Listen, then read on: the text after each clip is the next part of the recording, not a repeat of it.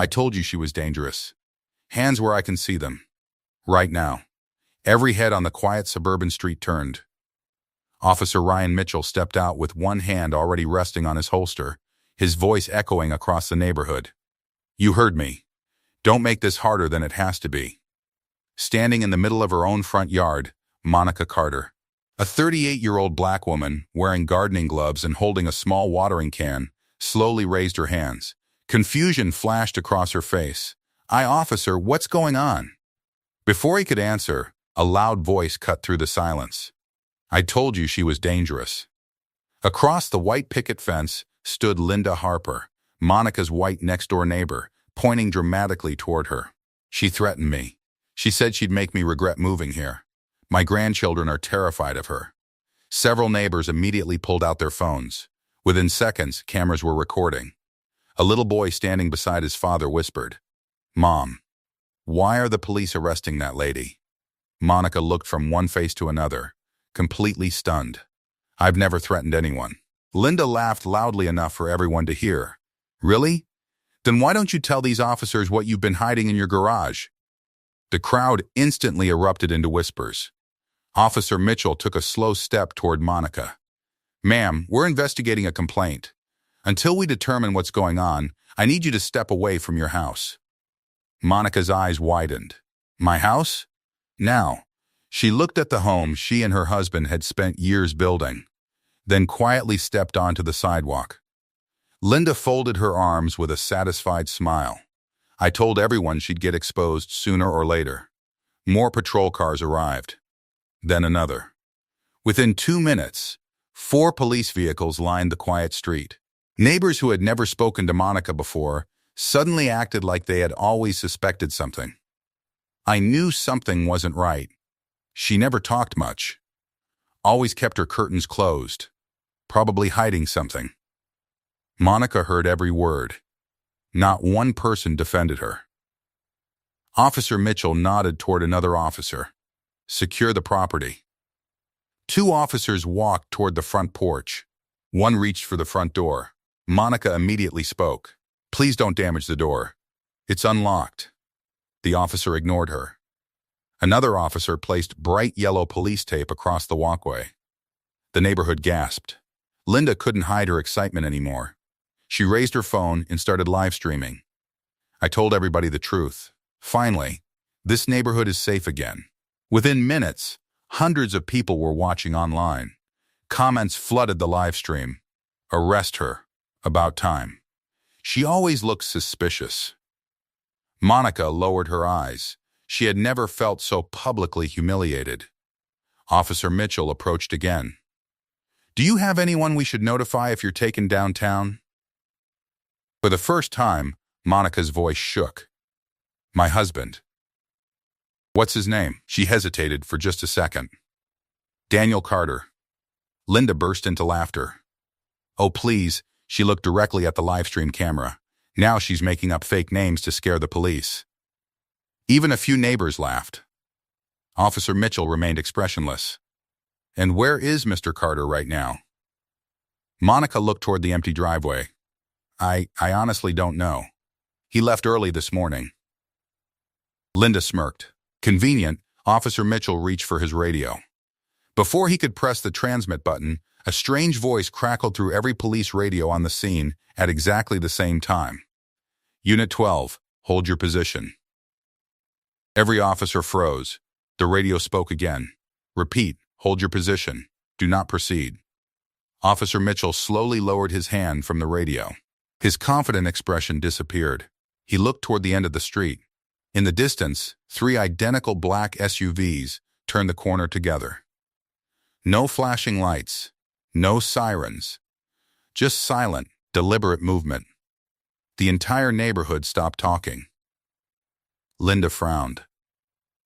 "What is that?" The SUVs rolled closer.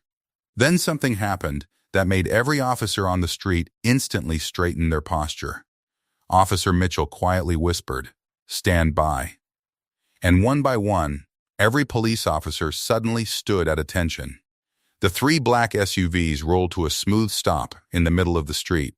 No emergency lights, no sirens, Just complete silence. Every officer remained frozen. Officer Ryan Mitchell swallowed hard. Nobody moves. Linda Harper laughed nervously. Oh, please, don't tell me she's trying to scare us with some government friends. No one answered her. The rear door of the first SUV opened. Everyone leaned forward. Instead of someone stepping out, a sharply dressed man in a black suit exited first. He wore a small, silver earpiece. Dark sunglasses, black leather gloves. He slowly scanned the entire neighborhood before speaking into his sleeve. Area secure. 2 more agents stepped out of the second SUV, then 4 more from the third. None of them carried visible weapons, but every movement looked perfectly synchronized. Officer Mitchell quietly whispered to another officer, "Who are these guys?" The other officer shook his head.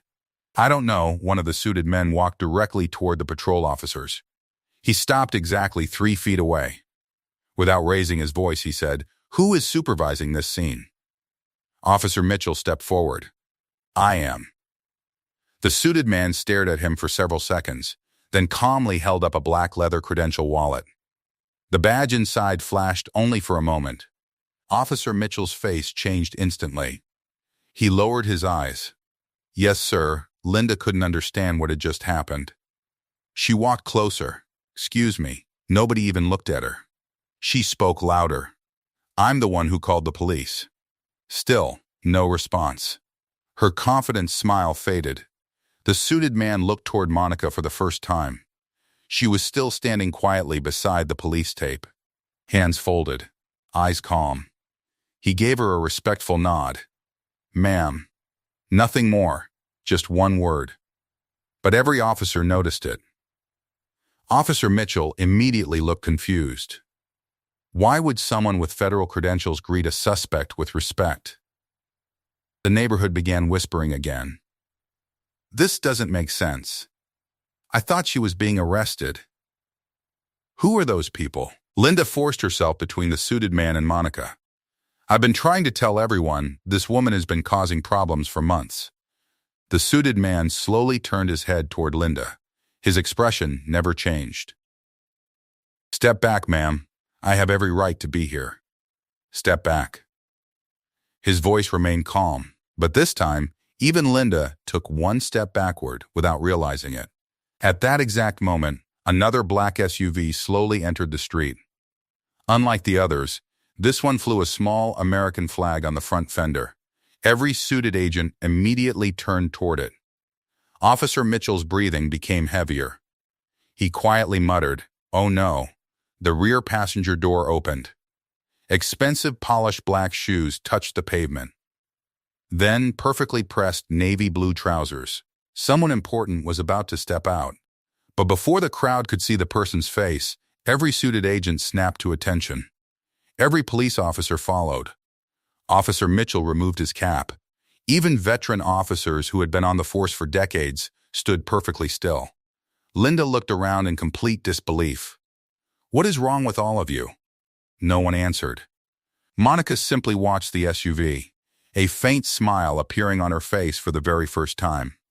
Then, a deep voice echoed across the silent street. "Who ordered my wife's home to be treated like a crime scene?" The entire neighborhood froze. No one moved. Even the wind seemed to disappear. The man stepped completely out of the SUV. He was Daniel Carter. 6'3", calm, perfectly tailored navy blue suit. Silver badge clipped discreetly beneath his jacket. His eyes never looked at the crowd. They never looked at Linda. They went straight to Monica. "Are you all right?" Monica gave a tiny smile. "I'm fine." Daniel slowly nodded. Only then did he turn toward the police officers. His expression changed instantly. Cold, professional, dangerously calm. Officer Ryan Mitchell swallowed. "Sir, we were responding to a complaint." Daniel took one slow step forward. "A complaint?" His eyes moved toward the yellow police tape stretched across his own front yard, then toward the patrol cars, then toward the neighbors recording with their phones. Then finally, toward Linda Harper. She forced an awkward smile. "Well, Someone had to protect this neighborhood. Daniel stared at her for several silent seconds. So, you're the caller. Linda crossed her arms. Yes, I reported suspicious behavior. I'd do it again. Several neighbors nodded in agreement. Daniel asked only one question. What suspicious behavior? Linda answered immediately. They never socialize. They keep their curtains closed. Strange people visit sometimes. She writes in notebooks for hours. And she refused to tell me where her husband works. Several people quietly murmured, yeah, we noticed that too. Daniel slowly looked back at Monica, then at the officers. So, you surrounded my wife. You taped off my property. You attempted to enter my home. And you publicly treated her like a criminal because she gardens quietly, keeps her curtains closed, and writes in a notebook?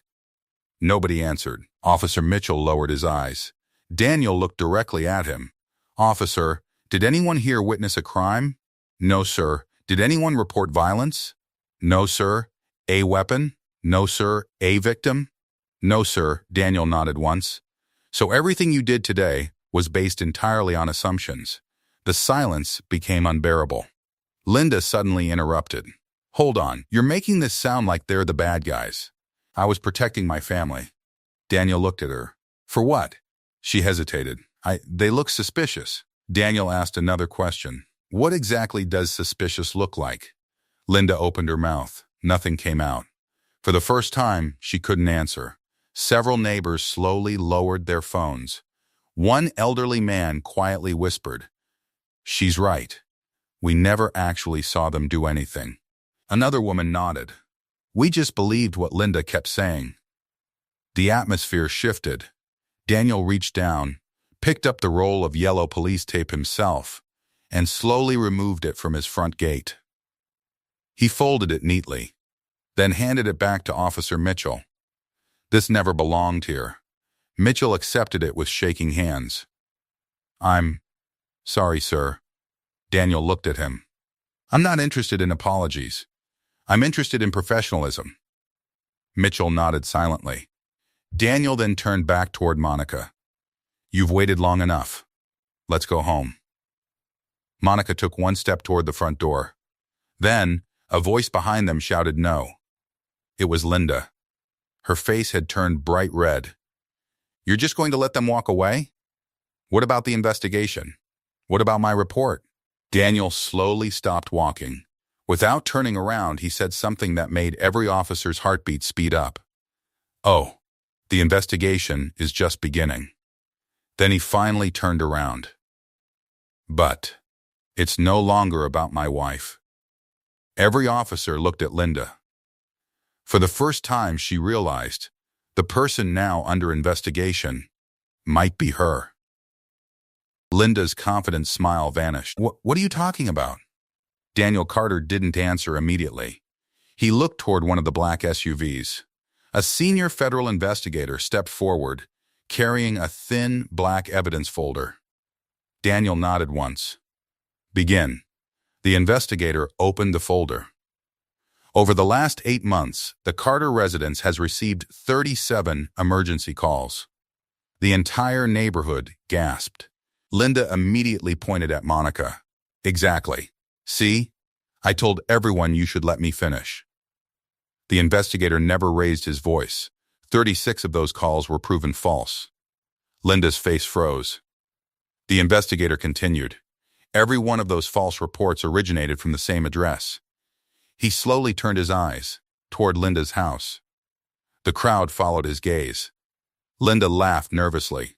That's ridiculous. There has to be some mistake. Daniel calmly replied, there wasn't. The investigator removed several printed photographs. One showed police officers arriving at the Carter home late at night. Another showed firefighters responding to a fake gas leak. Another, animal control. Another, child protective services. Another, code enforcement. The neighbors stared in disbelief. One woman whispered, "My God, that happened all year?" Monica quietly nodded. We stopped counting after a while. Daniel looked around the street. Every false report forced taxpayers to fund unnecessary emergency responses. He paused, More importantly, they were all attempts to intimidate my wife. Officer Ryan Mitchell slowly lowered his head. I had no idea, Daniel answered without anger. That's exactly why assumptions are dangerous. Linda suddenly snapped. This is insane. I was protecting the neighborhood. The investigator calmly asked, from what crime? Linda opened her mouth. Nothing came out. You claim she received suspicious visitors. Those visitors were veterans receiving free counseling. You reported suspicious packages. They contained donated food for military families. You reported unusual nighttime activity. The lights stayed on because Monica organized online grief support meetings for Gold Star families. One by one, every accusation collapsed. The live stream that Linda had started earlier was still running. But now, thousands of viewers were watching something completely different. Comments flooded the screen. She lied? She called police 37 times? This woman destroyed that family's peace. I judged Monica too. I'm ashamed. Linda looked around desperately. The same neighbors who had stood behind her minutes earlier were quietly stepping away. Nobody wanted to stand beside her anymore. Then Daniel asked one final question. Mrs. Harper, when you made those calls, did you ever think about what would happen if one officer made a split-second mistake? Silence. A false report doesn't just waste police resources. It can destroy innocent lives. For the first time all afternoon, Linda's eyes filled with fear. Because she finally realized this wasn't about winning an argument with her neighbor anymore. This had become a federal investigation into a deliberate pattern of false emergency reports. And every camera on the street was still recording. No one said a word. The neighborhood that had been so loud only minutes earlier now stood in complete silence. Linda Harper slowly looked around. Every neighbor who had once stood beside her had quietly stepped away. Even the live stream she had proudly started was now filled with comments defending Monica. Officer Ryan Mitchell took a deep breath before walking toward Monica. He removed his cap. Mrs. Carter, I'm sorry. I should have asked questions before making assumptions. Monica looked at him for a moment. Then she smiled softly. The apology shouldn't be for me alone. Ryan frowned. Monica slowly turned toward the crowd. There are thousands of people who are judged every single day because of how they look, where they live, or simply because someone points a finger at them. She looked back at Ryan. If today teaches anything, let it teach all of us to ask for facts before believing fear. Ryan nodded quietly. I won't forget that. Daniel stepped beside his wife. His hand gently found hers. You handled today better than anyone else could have. Monica smiled. I learned a long time ago, you don't have to shout to prove you're right. Just then, the federal investigator walked back toward Linda. Mrs. Harper, she looked up slowly. You'll be receiving a formal summons. 36 confirmed false emergency reports, filing false police statements, and knowingly misusing emergency services. Linda's knees nearly gave out. I never thought, the investigator interrupted calmly. That's exactly the problem. You never thought about the consequences. He handed her a sealed envelope. For months you tried to convince everyone that your neighbor was dangerous. But today, you showed the entire country who the real threat was. Linda lowered her head. For the first time, there was nothing left to say. As federal agents quietly walked her back toward one of the vehicles, nobody celebrated. Nobody cheered. Monica simply watched in silence. Daniel looked at her. You could have asked for revenge. Monica slowly shook her head. Revenge doesn't heal people. Truth does. Daniel smiled. That's why they'll always lose. The police tape was gone. The patrol cars slowly pulled away. Neighbors who had ignored Monica for months began approaching one by one. An elderly woman stepped forward first. I'm sorry, I believed rumors instead of getting to know you. Another neighbor added, if you'll let us, we'd like to start over. Monica looked around the street she had called home for years. Then, she smiled. I'd like that. The tension that had poisoned the neighborhood for months seemed to disappear with a single act of honesty. As Daniel and Monica walked back toward their front door, Officer Ryan Mitchell stood at attention one final time. This time, not because of rank, not because of authority, but because respect had finally replaced prejudice. The front door slowly closed behind them. The camera stopped recording. The crowd dispersed. But the lesson stayed with everyone who witnessed that afternoon. Because one false accusation had nearly destroyed an innocent family, and one simple truth had exposed an entire neighborhood's willingness to judge before knowing the facts. If this story reminded you that character matters more than assumptions, let us know in the comments. Respect first. And don't forget to subscribe to Tale Fame for more powerful stories, where dignity, courage, and truth always have the final word.